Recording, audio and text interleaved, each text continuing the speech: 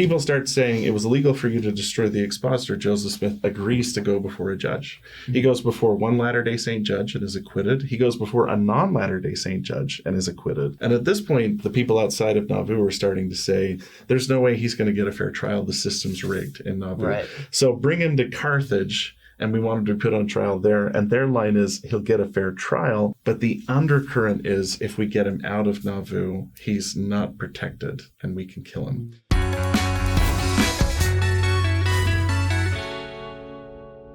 Hey everyone, welcome back to Saints Unscripted. We are stoked to be with you all today. We have our friend Casey Griffiths on the show with us. He is a professor at BYU. He just knows a whole lot of stuff about church history, and I mean, he's just packed full of knowledge. So we're really excited to have him with us today.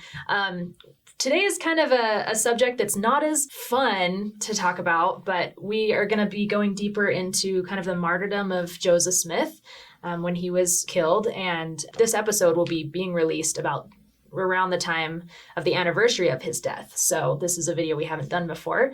But Casey, do you want to just kind of introduce yourself a little bit? Like give, I don't know, like a background? Where do you get all your knowledge? Yeah, well, thank you, first of all, for saying I have knowledge. I teach church history, and I have an interest in Carthage jail, partially because a couple of years ago, a writing partner of mine and I, Mary Jane Widger, we decided to write a book called A History of the Church in 100 Objects. So there's a whole bunch of books out there like that. There's a History of the World in 100 Objects, and a History of America in 100 Objects, and a History of Baseball in 100 Objects. Oh. And we just thought it'd be interesting to do a History of the Church in 100 Objects. So as we started going through and selecting the objects and contacting people, we noticed there was a lot of objects linked to the death of Joseph and Hiram Smith. And a lot of these objects are kind of linked to like myths about the martyrdom or offer insights into the final moments of Joseph and Hiram's life. And so it became kind of a subset that I was interested in.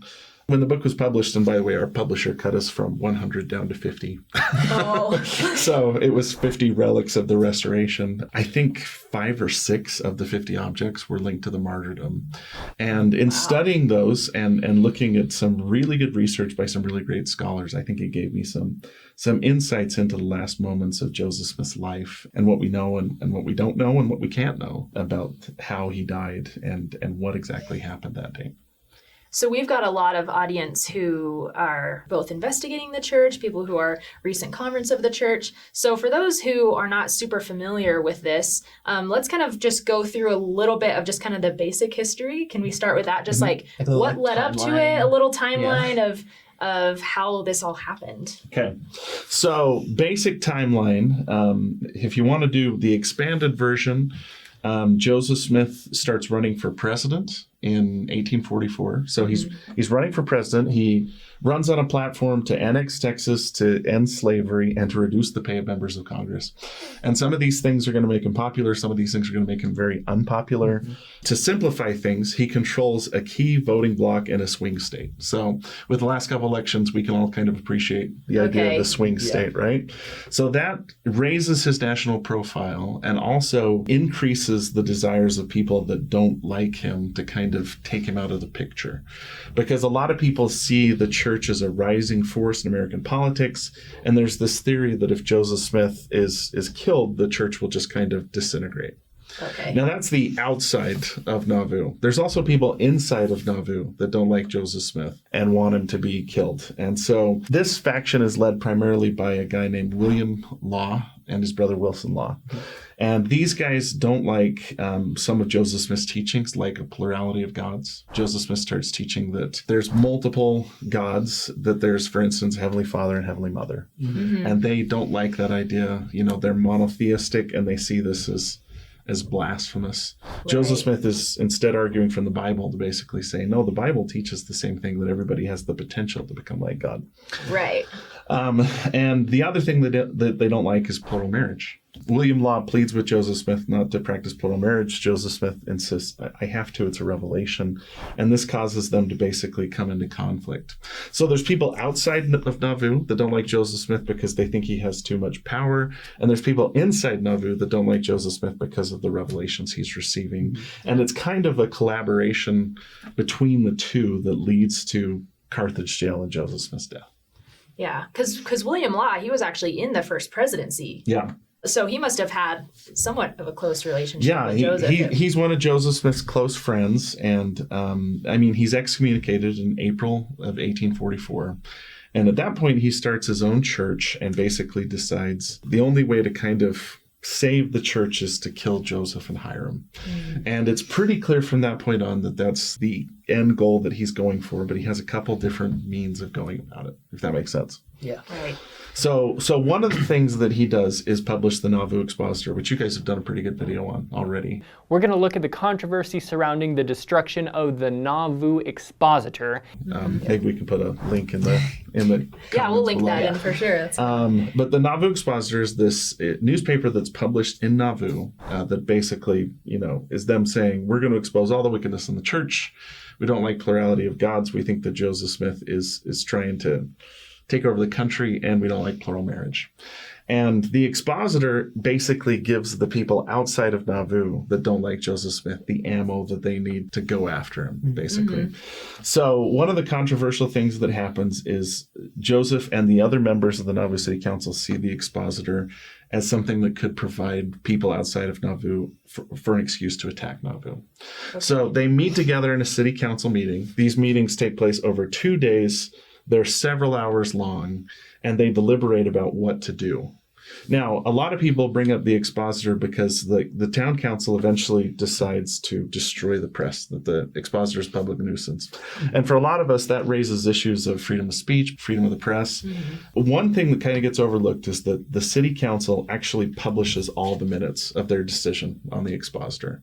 So they're trying to be as transparent as possible to say, here's the reasons why we decided to do this. We believe in freedom of the press, but you've all heard that saying that you can't shout fire in a public theater, right, and not go to jail. Fire!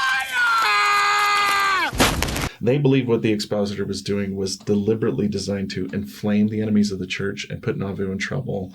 And so they point out in the minutes a couple things that they do. Number one, they consult Black's Law Dictionary. They get out a legal text to basically say, what is a public nuisance? The law says that a nuisance can be ended. Does the Expositor fit this? And they go through and basically say, yeah, on all these counts it does. The second thing that shows up prominently in the minutes is the words Hans Mill. So a lot of them are saying, this is what happened in Missouri a couple of years earlier when Hans Mill was attacked and 18 people are killed. Oh, okay. That the rumors about us were inflamed until the local militia attacked. And so it's not like an emotional, get your torch and go down and burn the Expositor office. No. They spend a couple days deliberating, and then finally the council votes and says the Expositor is a public nuisance. It needs to be destroyed. And they send the sheriff who serves a warrant, and then an organized posse is the one that destroys the Expositor press. So it's not a mob action, which is sometimes depicted as. Yeah, I've always heard it was a mob and it was against the law and it was just another thing to defame Joseph Smith. That's what I've always heard. Yeah, and honestly, they're aware that it's going to look bad if they destroy the Expositor press, but they just sit down and make the decision of it'll be worse if we don't. Like George Laub, who's in Nauvoo, actually walks up to Joseph and says, was it necessary to destroy the press? He said Joseph looked at him and very sincerely said, if we hadn't done that, the streets of Nauvoo would have run red with blood. That he felt like the Expositor was going to cause the same kind of sentiment that caused Hans Mill and Far West and all the horrible things that happened in Missouri to happen. Wow. So that's their clear motive. Now, a second part of this is that a legal scholar in the 20th century, a guy named Dallin H. Oakes, you probably heard of, actually was bugged by the Expositor episode 2. So he's a young legal student. He's like us, he wrote a book on that. Yeah, he wrote a whole book on it basically to say, it seems bad to me. Was it bad based on the laws of the time? At the time, there was no legal statute that protected freedom of the press like that. And then he found 3 other cases in the 19th century where city councils did the same thing. A newspaper was publishing stuff that they said was inflammatory, that they thought was dangerous. So there was legal precedent for it. It's not a question of whether or not the destruction of the Expositor press was legal. It's a question of whether or not it was wise. And it seems like from the statements Joseph Smith made, he knew that it was going to cause problems, but he felt like the alternative was worse. That destroying the Expositor Press could put him as the mayor of Nauvoo into danger, but not destroying it would put the whole city into danger. Like so he felt like he had to act, basically. Gotcha. And I mean, the Expositors claiming plurality of gods and plural marriage. I've had students before say, why didn't they just publicly announce plural marriage? My answer is usually because when plural marriage was publicly announced by the Expositor, 20 days later, Joseph Smith is dead. He knows how difficult plural marriage is for this Victorian society. And so the practice was really kept quiet and private until Utah, when they were sort of a little bit more protected from the local society, if that makes sense. Yeah. So the Expositor is the spark that lights the fuse that leads to Joseph going to Carthage jail. 20 days after the Expositor is published, he's in Carthage jail, and he and Hiram are killed while they're there.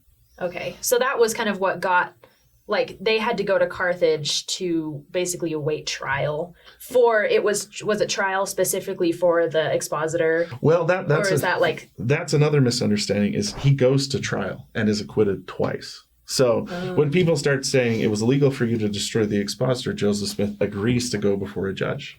He goes before one Latter-day Saint judge and is acquitted. He goes before a non-Latter-day Saint judge and is acquitted. And at this point, the people outside of Nauvoo are starting to say, there's no way he's going to get a fair trial. The system's rigged in Nauvoo. Right. So bring him to Carthage, and we want him to be put on trial there. And their line is, he'll get a fair trial. But the undercurrent is, if we get him out of Nauvoo, he's not protected and we can kill him.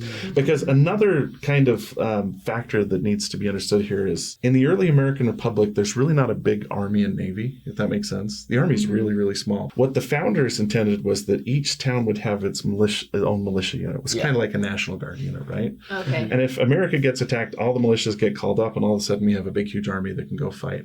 But that also means that every town has kind of its own personal army.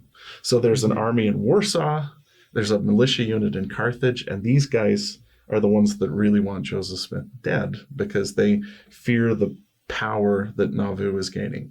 Like, the main guy outside the church who's responsible for Joseph Smith's death is named Thomas Sharp. And he lives in a town downriver called Warsaw that's kind of competing with Nauvoo to be the main commercial center on the upper Mississippi.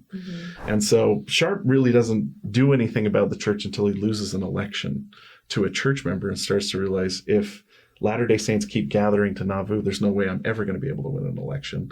And at that point, he starts criticizing the church and calling for Joseph Smith's death and trying to figure out a way to just make this whole Latter-day Saint thing go away. So all these militia units are there, and they can attack Joseph Smith, but Nauvoo has a militia too. So after what happened to the Saints of Missouri, they create the Nauvoo Legion, which is this really big militia unit because Nauvoo is a really big city. And while Joseph Smith's in Nauvoo, they believe that he's safe because the Nauvoo Legion will protect him. So a lot of these machinations are just to get him out of Nauvoo and into Carthage, where he won't be protected by the Nauvoo Legion, or he won't be protected by the legal system that exists in Nauvoo too. So, I mean, Joseph Smith willingly went to trial. Two times, basically.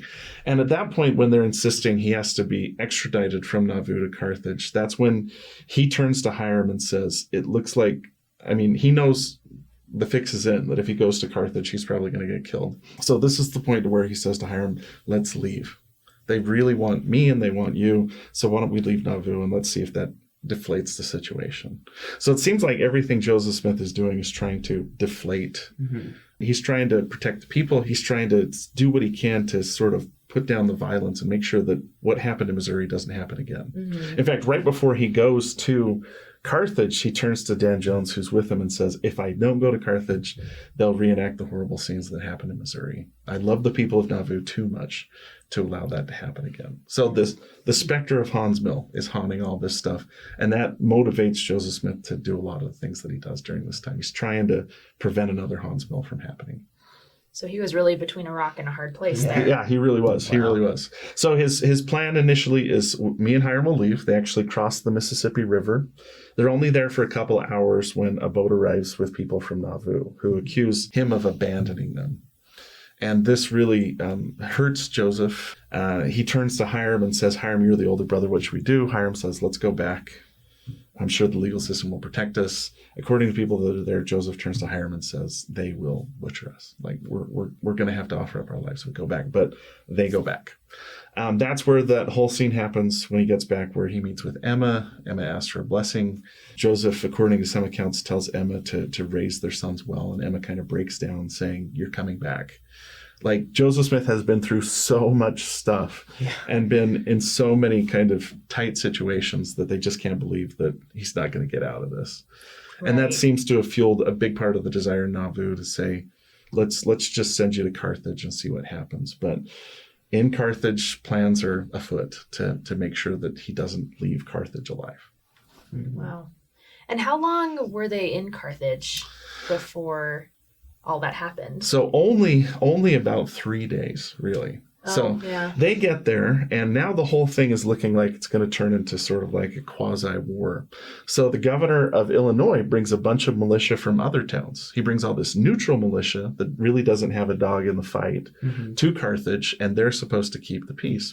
When Joseph Smith arrives there, however, the militia from the two other towns that really want him dead, that's Warsaw and Carthage, are there too. And William Law is in Carthage too. Like, William Law is running around apparently telling people Joseph Smith is never going to come out of this jail alive. So it's clear what William Law's intentions were too. Wow. So the governor gets there, and according to John Taylor, Joseph Smith and the governor have this big, huge conversation. You know, the governor basically says, okay, you acted legally, but you shouldn't have destroyed the paper. That was dumb. Joseph Smith says, here's the reasons why we feel like we had to do that. The governor says, well, you shouldn't have done it, and you're responsible for everything that's happening here. And then the governor basically says, I'm going to go to Nauvoo and talk to them myself. And when he goes, he takes almost all of the neutral militia with him.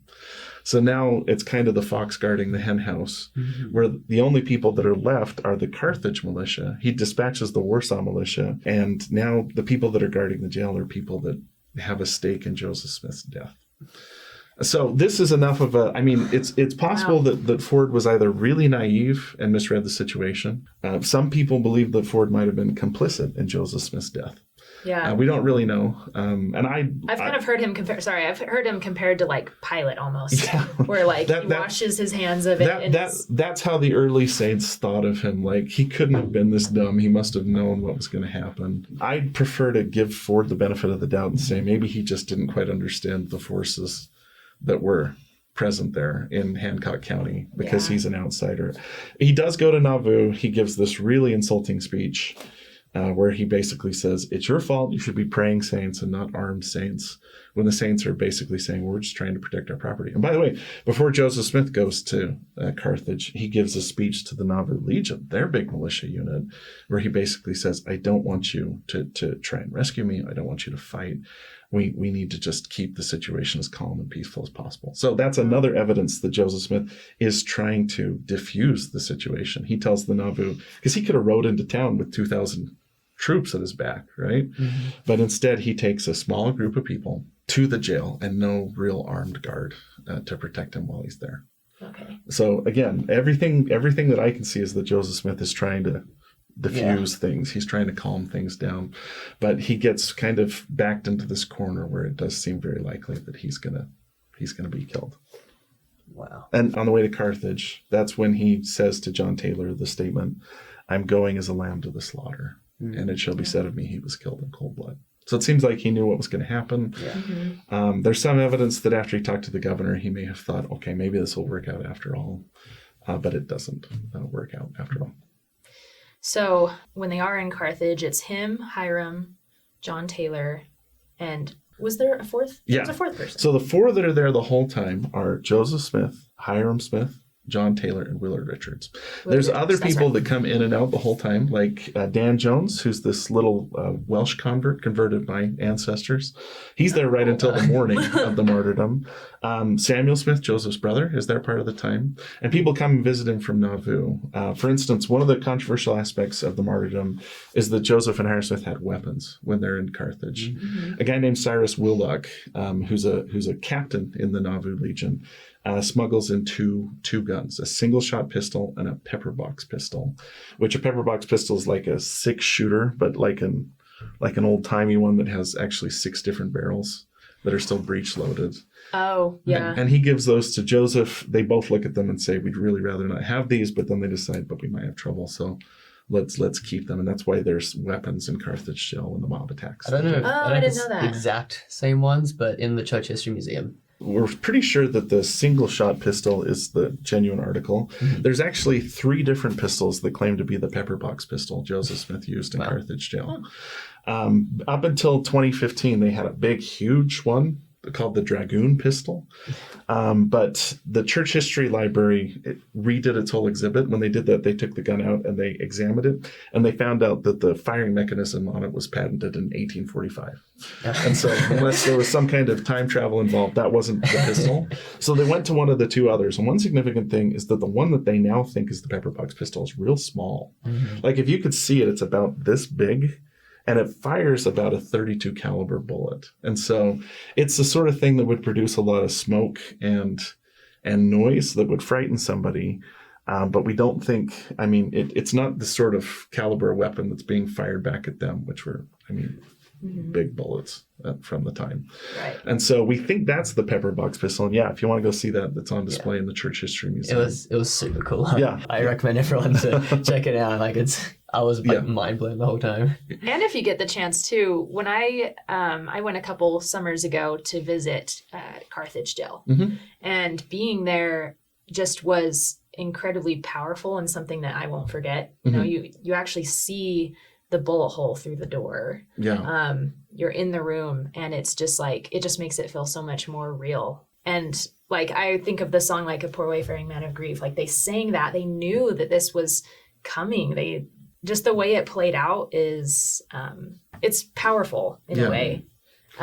So they were in there. They sang the song, and what ended up happening was the mob did come. There were people outside the window. There were people that came up the stairs in the jail, correct? Mm-hmm. Yeah. And they kind of tried to fight them off, but... So if you want to understand the martyrdom, going to Carthage jail is really, really helpful. And if you can't go to Carthage jail, it helps you with can the contact them and they will do a virtual tour. Sister missionaries will put an iPhone on a monopod and they'll walk you through the whole jail. Yeah, you don't need to fly. Just do that. I was in Carthage last week with a group, for instance. Ooh. And one of the things that a tour through the jail illustrates is that they're in danger the whole time they're in the jail, and the jailer realizes that. The jailer is named George Stiegel, and it seems like he's a pretty decent guy, because when a person sees Carthage jail, it looks like a house, right? Yeah, it straight up just looks like a house. And that's because it's the Stiegel's house. The room that Joseph and Hiram are murdered in is the Stiegel's bedroom. Mm-hmm. And the reason why they're in the bedroom is because they have a cell down on the bottom floor, which is called the debtor's cell. And that's initially where Joseph is kept, but it's ground level and it's got windows, and the jailer is concerned that somebody's going to shoot in the windows. Oh. So Joseph Smith spends the first night there, and the jailer's too worried that he's going to get shot. So he takes him upstairs, and upstairs there's a jail cell that has, no windows. It's really dark and dank. It's kind of like in the hallway almost. Yeah. It's right. It's really narrow and super dark. And they put them in there, but that's not super comfortable. And so the jailer actually offers to have Joseph and Hiram take his bedroom, which is the room they're in when they're killed. And so you can see the jailer who's reading the situation saying, oh my gosh, this is incredibly hostile moment. Why don't I move them upstairs so they're a little bit more safe? Then he moves them into the jail cell, says, this is really harsh. Let's move them into the bedroom. But right before they're killed, actually, the jailer comes upstairs and says, do you want to move into the jail cell so that it's more secure? And Joseph said they were planning on doing that after dinner, but the mob, and that's another thing we've got to address, is the use of the word mob to describe the people that attack the jail.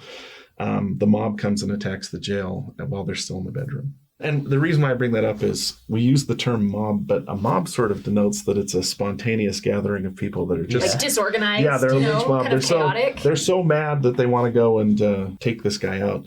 It's not a mob. We know pretty much who was in the mob when they attacked the jail. It's the Warsaw militia. Yeah, the militia. So Thomas Sharp goes back to Warsaw once the governor says go home and reorganizes the militia. We know the place that they met. We know the speeches that they gave.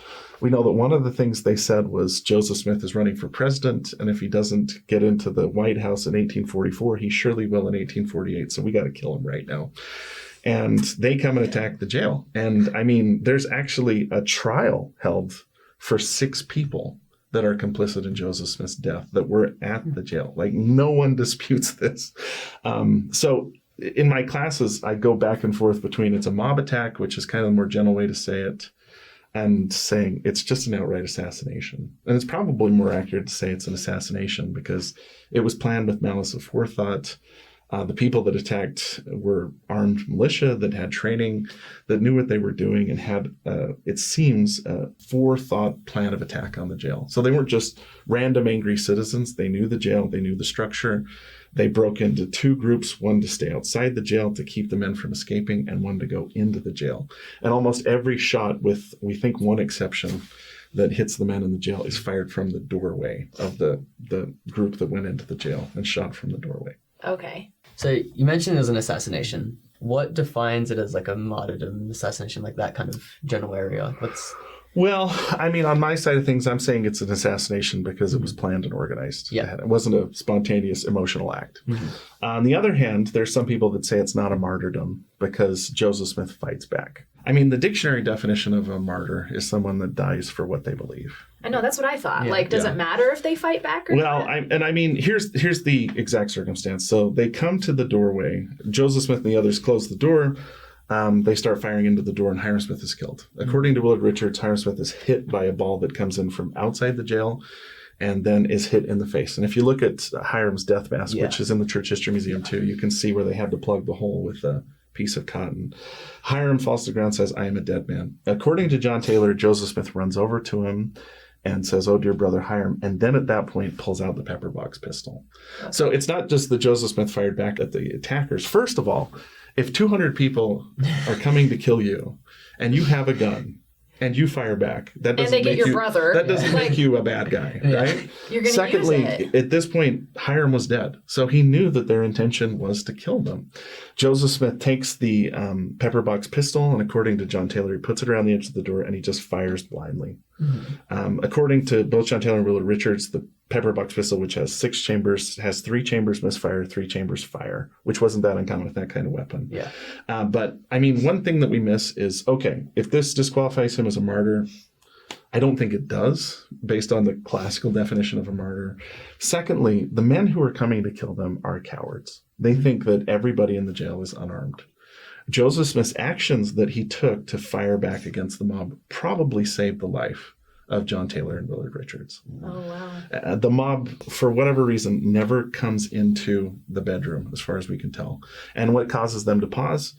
That they don't know what kind of weaponry they have, that Joseph Smith fired back at them. Yeah, we don't know if Joseph probably Smith scared him a little bit. Yeah, we don't know if Joseph Smith hit anybody because nobody was willing to say, yeah, I was at Carthage jail and I got shot by Joseph Smith. Oh. So all kinds of rumors surround it, but his action that he took was in defense of himself and his friends. Yeah. I don't think that disqualifies him as a martyr. So another controversial aspect of the martyrdom, John Taylor runs to the window.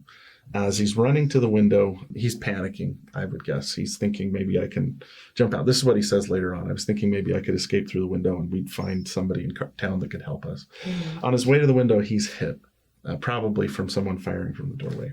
That causes him to collapse and fall forward. The way John Taylor remembered it was that I was going to fall out the window, but something pushed me back in. Oh. And he believed later on that his pocket watch, which he found later on, which was completely smashed, had been hit by a bullet. Oh, and that had pushed him back into the jail. Now, some friends of mine that do forensics have taken, a similar pocket watch and a similar caliber rifle and fired at it, and the pocket watch just blew up. Like, it shouldn't have stopped the bullet. And so the theory now isn't that the pocket watch was hit. It was that John Taylor fell and hit into the windowsill so hard that it shattered the pocket watch at 5:16 p.m. John Taylor wasn't lying. I think he genuinely thought that the pocket watch was hit. It's just that now with forensics, we don't think that happened. If it did happen and the pocket watch deflected the bullet, total miracle. Yeah. John Taylor, just to show how bad it is, when he hits the ground, is hit 2 more times in the wrist and in the leg. And he rolls over under the bed and he's he's down for the count. And he openly admits, I didn't see what happened after this. Yeah. The only person left in the room that is Joseph and Willard. And at this point, Joseph goes to the window. Now, another myth is that you often see this depicted as he's hit and he falls out the window. Yeah. But the base of the window in Carthage jail is 32 inches wide. And so it's very, very unlikely that he just would have fallen out the window. According to some people that testified in the trial of the murderers, they say either he climbed up in the window or he leapt from the window. So we don't know why he did this, and we won't be able to know until we can talk to him personally. But let's run a couple scenarios. Hiram's dead. John Taylor and Willard Richards aren't under indictment. They don't have to be there. They just voluntarily were there. Joseph knows they're coming for him and Hiram. Is it possible that he gets up in the window and throws himself out the window because he knows they're coming after him? Now, it's possible that he did the same thing as John Taylor. He panicked and was trying to escape. Or it's possible that in the last moments of his life, he recognizes that they're coming to murder him. Yeah. And he puts himself in a position where he exits the jail. He gets hit 2 times from outside. The people outside are eager to see a target. 2 shots are fired from the doorway, and he falls out the window. If his plan was to leave the jail and draw the attackers away, it does work. Everybody that's in the jail leaves and runs downstairs to see his body, where they fire into him 4 more times. Joseph's last words are, "O Lord, my God." And even those words are controversial, because some people have tried to say, well, what was he saying there? Was he issuing a Masonic call for help, or was he just calling out to God, or was it both? But I mean, giving Joseph the benefit of the doubt, I would like to think that the last actions of his life are to save the other people. If that was his intention, like I said, it does work. Willard Richards runs over the window to see if Joseph is alive, sees that he's gone, and then he's able to grab John Taylor and drag him into the next room. He's fully expecting the mob to come back and murder both of them. So he covers up John Taylor kind of pathetically with these little mattresses and leans down and says, "John, you have to live.